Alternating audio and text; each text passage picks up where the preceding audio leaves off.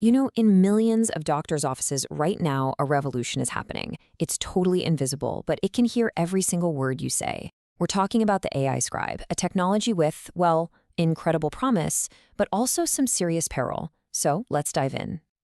I mean, that's a pretty startling question, isn't it? But it's one we all really need to start asking. Because more and more, there's a third party in your exam room, quietly listening to everything, an artificial intelligence. So the real question is, what does this actually mean for the future of your healthcare? So why is this tech taking off so fast? Well, to really get the solution, you've got to understand the problem first.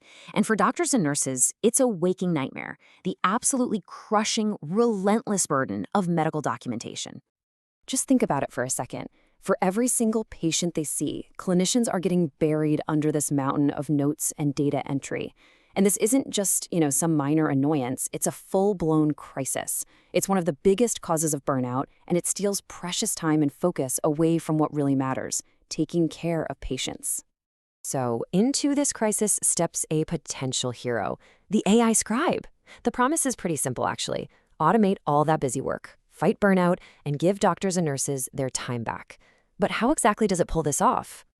The whole concept is deceptively simple, but it's incredibly powerful. Just picture a small device in the room, or maybe an app on the doctor's phone, that just listens. It ambiently captures the whole conversation, your symptoms, the doctor's questions, the treatment plan, all of it. And boom, it translates everything into a perfect, structured medical note. No typing, no clicking, just a natural conversation. And listen, don't make the mistake of thinking this is some far-off futuristic tech. Nope. This is happening right now, and the adoption rate has been explosive. Almost a third of all physician practices are already using these tools. We're talking about huge health systems rolling this out to thousands of doctors at once. This quiet revolution is already well underway. And you know what? The results are real. One key study found that AI scribes clawed back a median of 2.6 minutes of documentation time for every single appointment. Now, I know, 2.6 minutes might not sound like a lot, but imagine you're a family doctor seeing, say, 25 patients a day. All of a sudden, that's over an hour of your day you've gotten back from paperwork. That's a total game changer. And this isn't just for doctors either. Another study looked at allied health professionals, your physical therapists, occupational therapists, people like that. And they found an even more staggering result. They cut their documentation time by a third. That is a massive leap in efficiency, letting them focus way more on actual therapy and rehab. So this right here, this is the ultimate promise. The goal is to completely flip the script on how a clinician spends their day. Imagine taking that huge chunk of time that was spent on paperwork and just converting it directly into time for patient care. More listening, more examination, more of that human connection. That's the powerful win-win that's driving this whole thing forward. But you know how it goes. Every story about a miracle cure has a list of side effects. And this is where our story takes a pretty sharp turn. The reality is, this technology has been rolled out so fast that we haven't really had time to fully grasp the risks.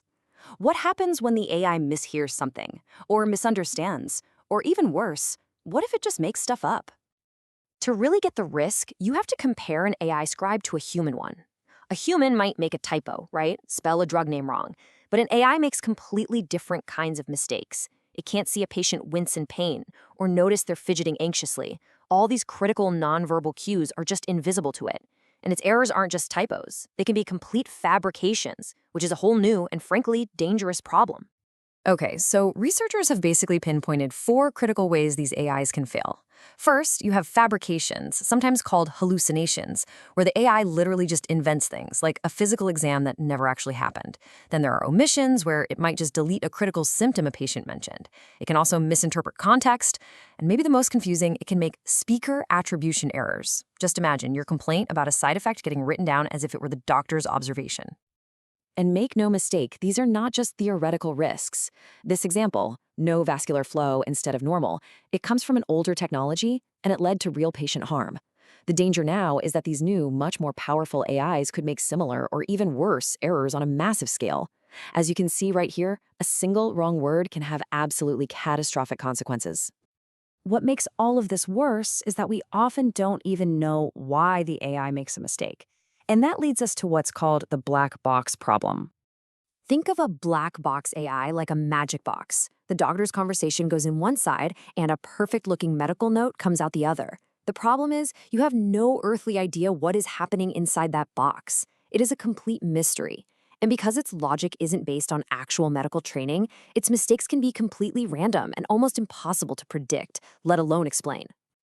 And one of the biggest dangers with any black box system is that hidden biases can be baked right into its code, and that can lead to seriously unequal care. The data on this is, well, it's stark and it's deeply troubling. Research has shown again and again that the speech recognition tech that powers these scribes is significantly less accurate for African American speakers compared to white speakers. Just let that sink in for a second. Your medical record could be less accurate and your care could potentially be compromised simply because of your voice or your dialect.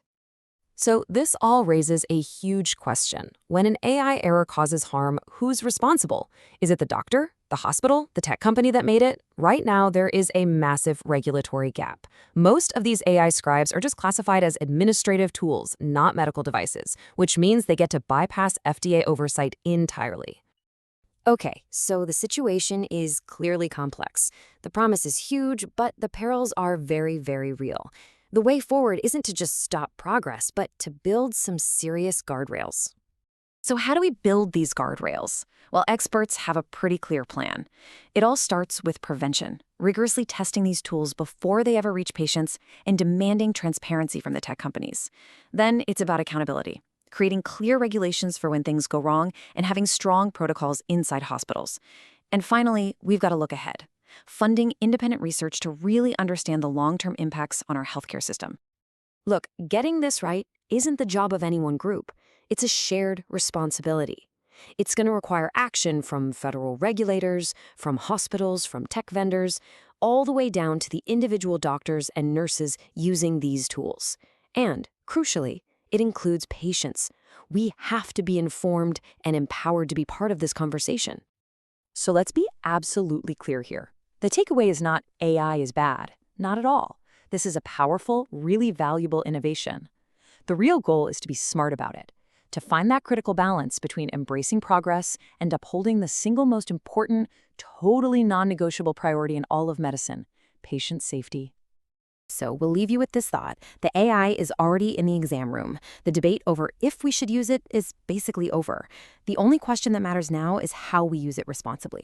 Are we asking the right questions to make sure this incredibly powerful tool ends up serving patients and not just the system?